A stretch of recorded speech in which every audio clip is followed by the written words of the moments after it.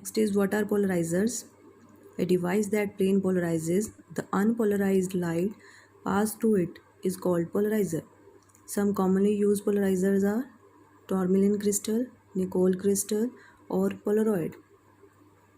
All three are optical devices used for producing and analyzing plane polarized light. In next few sections, we will discuss in detail about Nicol prisms and Polaroids. Next is experiment to demonstrate polarization of light. When an ordinary light or unpolarized light is passed through a crystal, that is polarizer, its intensity is reduced to half of its original intensity. Now, if a similar crystal A, which is also called analyzer, is placed parallel to the crystal P, then we will see all the light transmitted by P also passes through crystal A. So hence we will achieve maximum intensity.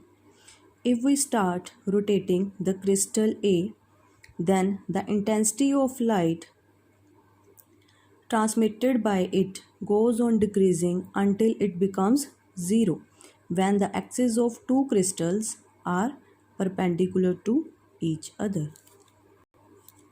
So hence when the two crystals are parallel to each other, we will achieve maximum intensity. When two crystals are close to each other, means perpendicular to each other, then we will receive minimum or zero intensity. In this case, double arrow again represents the vibrations are in the plane of paper. So the above experiments proves that light propagates in the form of transverse wave.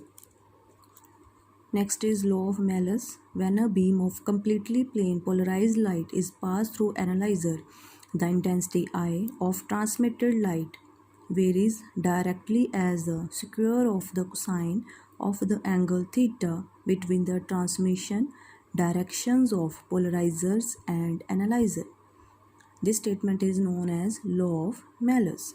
Mathematically, intensity I, which is transmitted by this analyzer, is directly proportional to cos square theta. After removal of proportionality sign, we get expression I is equal to I naught cos square theta. Here I naught represents the maximum intensity of transmitted light.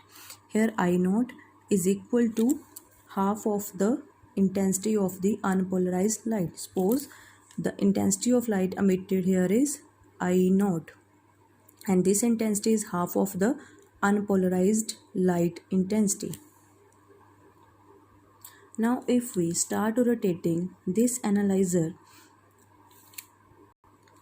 then the intensity of transmitted light goes on decreasing.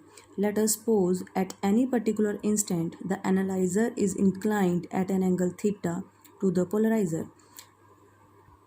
As shown in the above figure, the analyzer, this is a plane of analyzer which is inclined by angle theta to the plane of polarizer. Here A represents the amplitude of the incident wave, and A cos theta and A sin theta represents the two rectangular components. Here A cos theta represents a component which is parallel to plane of transmission of the analyzer, and A sin theta represents a component which is perpendicular to the plane of transmission of the analyzer. So only the component A cos theta, which is parallel to plane of transmission of the analyzer, is transmitted by this analyzer. So the intensity of light transmitted by the analyzer is I is equal to K within a bracket A cos theta whole square, and which is again equal to K A square cos square theta.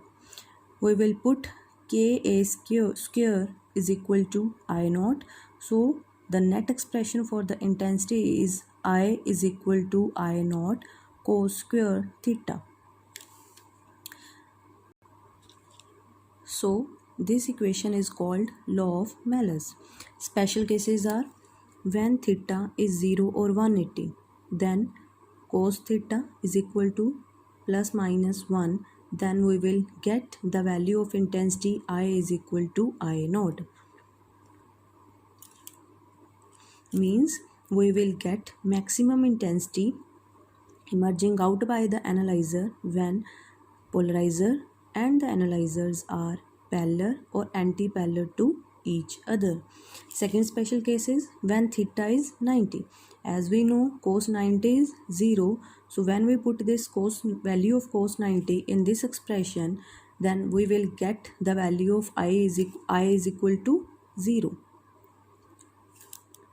So the intensity of light transmitted through an analyzer is 0 when both are perpendicular to each other. Means both polarizer or analyzers are perpendicular to each other.